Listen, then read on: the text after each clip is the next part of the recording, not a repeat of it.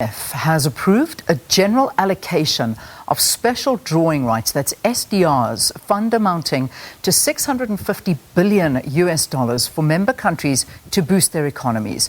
The fund, set to be rolled out from the 23rd of this month, is said to be the largest SDR allocation in the history of the IMF and a boost for the global economy at a time of unprecedented crisis.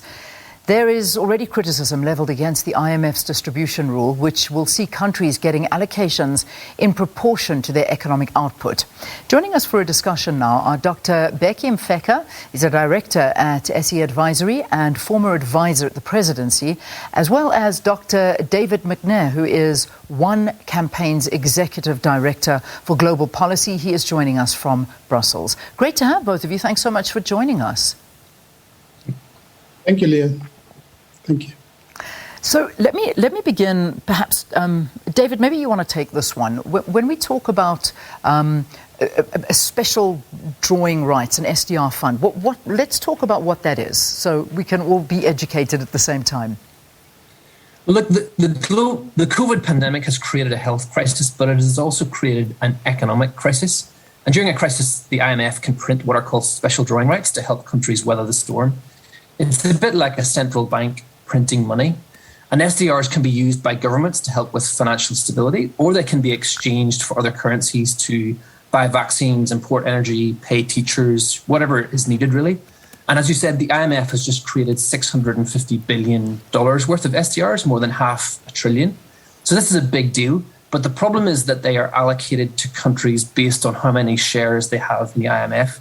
So the vast majority will go to rich countries that don't need them, and only about 5% will go to Africa. So to put that in context, South Africa will get about $4 billion, while the US will get $113 billion. And obviously the US doesn't need these as much as South Africa.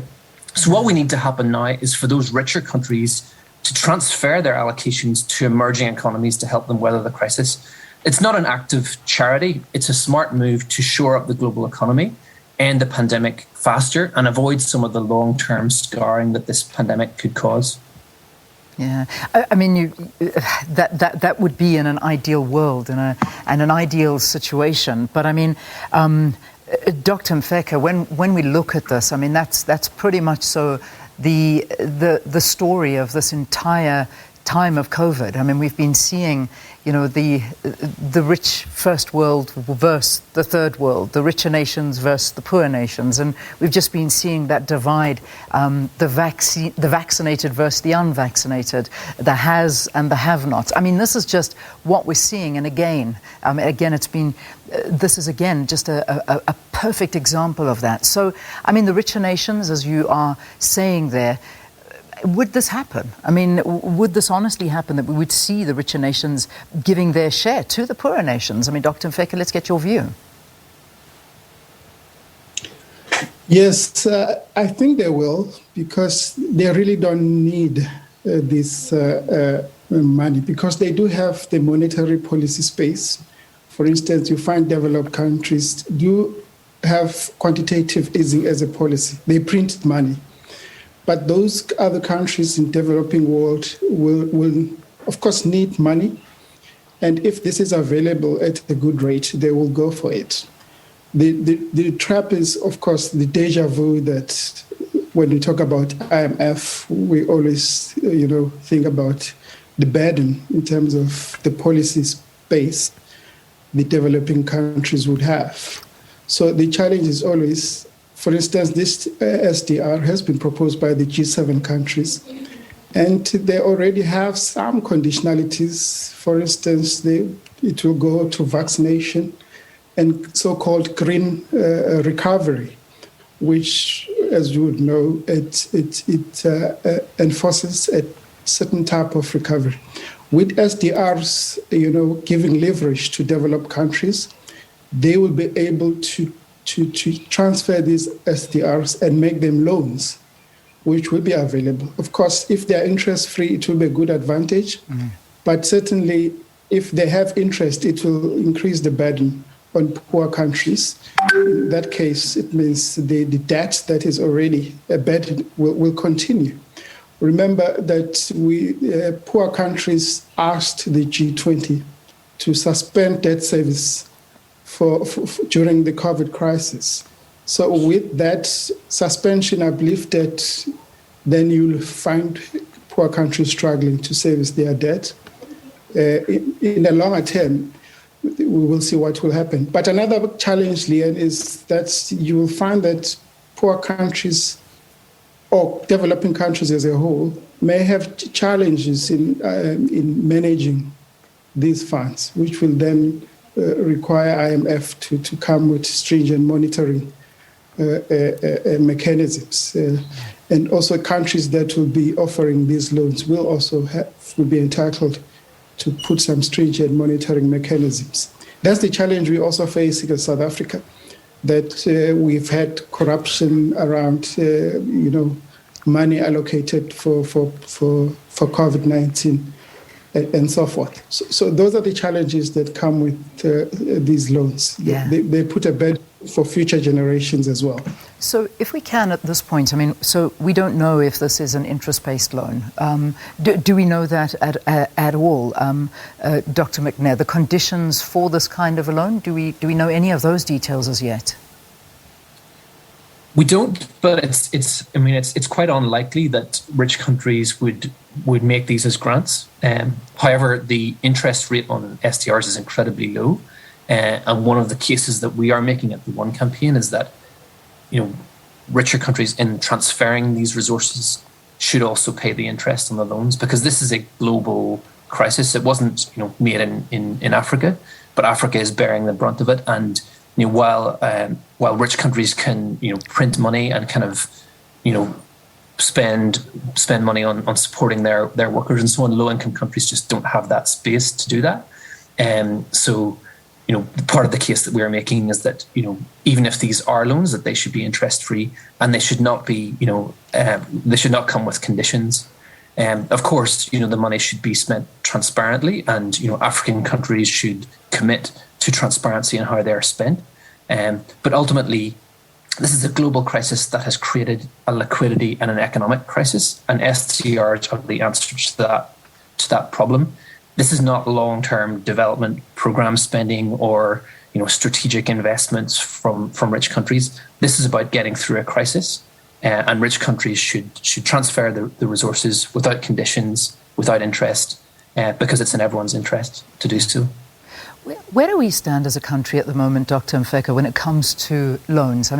We saw the approval of the IMF loan, and that was at the start of the pandemic. I think that was around about a 70 billion rand loan. That was about $4.3 billion from the IMF, and that was I think it was June or July last year, round about the start of the pandemic here in South Africa. But that was in addition to already what we were owing, and that's excluding other organizations that we've seen loans coming from. Now, in addition to that, let's add on what we saw unfolding in the country a couple of weeks ago, with the cost added to the billions onto the bill of how much South Africa lost in the turmoil on top of COVID from the foiled insurrection, as it's been dubbed. So, let's talk to that, Dr. Mfeka. How much is it that we have outstanding and loans on the country's bill, and this out of control debt that we may be in? Yes, Leanne, we're facing a huge challenge with regard to our debt to GDP, because it's quickly approaching almost 90% to 100%, which is unprecedented since democracy. Of course, most of our challenges are created by ourselves with regard to how we manage our finances. If you look at currently, we still have a very good foreign exchange reserves, which are $54 billion. We also have good commodity prices, which create some surpluses in terms of trade. And as well, if you look at the surpluses that are collected by South African Receipt of Revenue, we are not in a bad situation in terms of the balance of payments.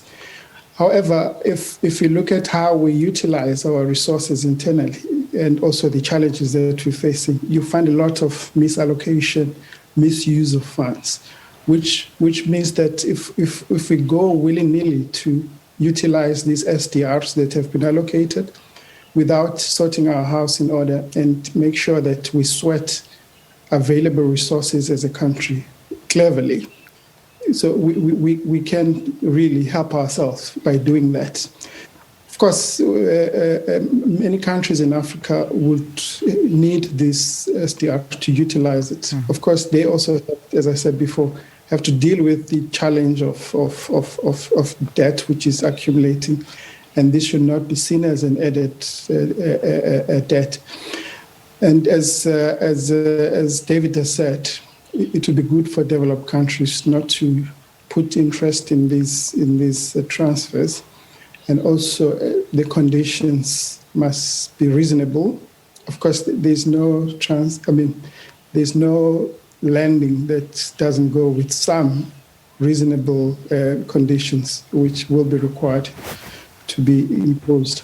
So we pretty much in a situation where many countries will need it, but they must use it wisely and ensure that proper mechanisms, governance are in place to utilize such funds. Because we need to come out of this pandemic as well as recover our economies back to better conditions. So what liability actually falls on a richer nation? I mean, David, let me ask you this question, because obviously, what we're hearing being said is, there is irresponsible spending, unfortunately, where, this is causing a lot of debt. I mean, the pandemic obviously has added to this, but we have watched a lot of unnecessary spending taking place and getting African economies into the situations that they find themselves in. And this has just worsened the situation, and that is unfortunately where we are right now. Now, countries coming forward and making these funds available, would they come with conditions? I mean, would it be, we're obviously saying that they need to be spent responsibly, but, what guarantee is there that this money will be spent responsibly and used for the intended purpose of, let's say, vaccinating the population, building hospitals, and doing things that are needed for the people of this continent? Well, I think that's where transparency comes in. One of the things, for example, the Japanese finance minister said when he indicated his support for this was that transparency around the allocation of money and how it's spent is fundamentally important. And then, creating the space and allowing, investigative journalists and civil society organizations to track how the money is being spent is as important as, robust public financial management systems to ensure that can happen. That obviously needs to happen. And, it needs to happen in an effective way. But what kinds of conditionality would not be helpful is if rich countries say, well, we're interested in this issue, so therefore you should spend this money on this issue. This is a global crisis that every country in the world needs to get out of and needs to find ways of resourcing the spending on the health crisis. And if you look at like a country like Nigeria, during a pandemic this year, it cut its allocation to health and education while maintaining its debt repayments. So this is the kind of resource that could help fund the salaries of health workers to help with the vaccine rollout. That kind of investment is fundamentally important, and that's how this money should be spent. What are the impressions? And let's focus and hone our attention into South Africa now, David. And I ask you this. I mean, you're sitting, on the international stage, looking from the outside into South Africa, and particularly what has unfolded in the last couple of weeks here in the country, and also looking at the political standpoint here.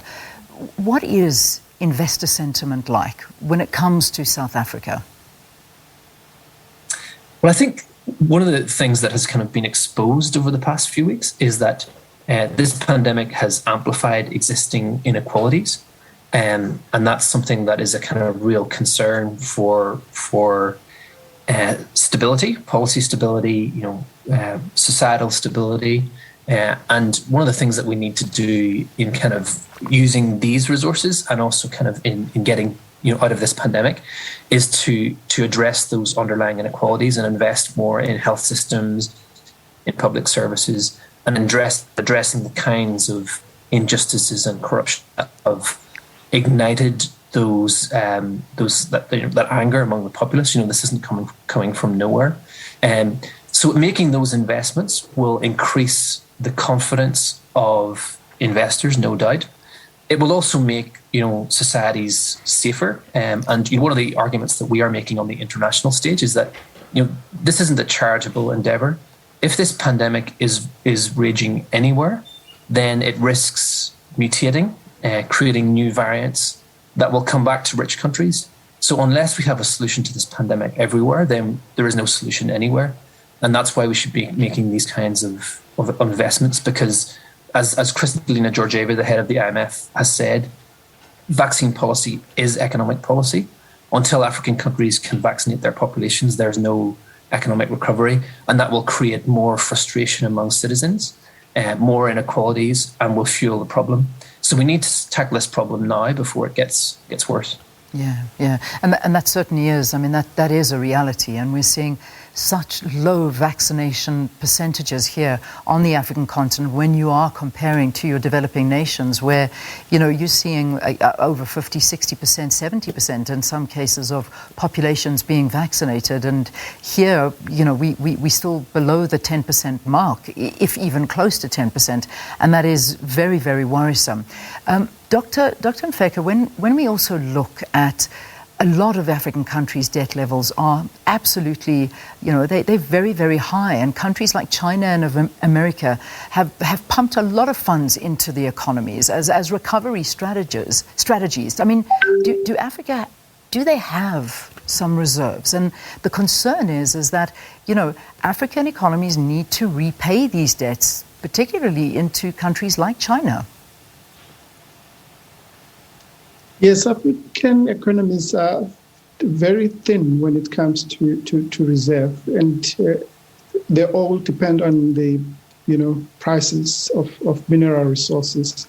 For instance, the oil-producing countries, Angola, Nigeria. If that side of the story is disrupted, then they feel they're paying more.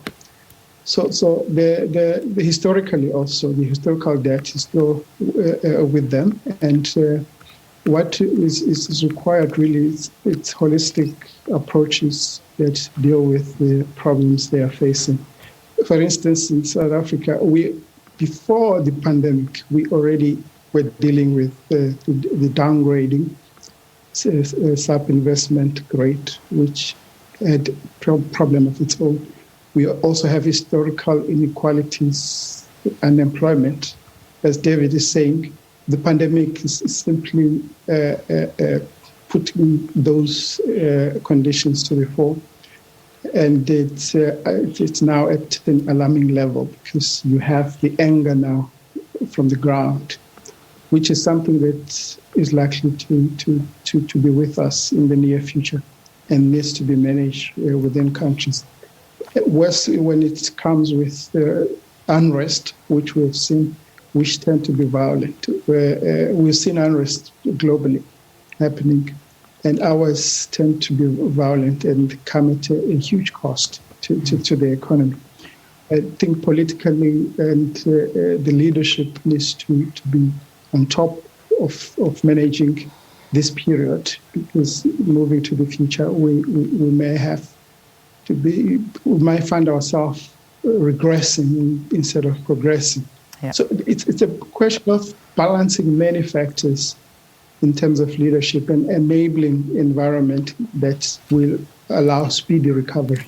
All right. And these funds must enable us to do just that. All right, gentlemen, I've got to leave it there for this morning, but thanks very, very much for talking to us about this and giving us some insights into what was announced in terms of this IMF fund. It's a newly approved fund. Dr Bheki Mfeka is the director of SE Advisory and a former presidential advisor, and One Campaign's executive director for global policy, Dr David McNair, live from Brussels, talking about this particular, it's basically the special drawing rights fund, which is $650 billion actually, and it's for member countries to boost their economies. So yeah, there you go. You've heard all about that one. So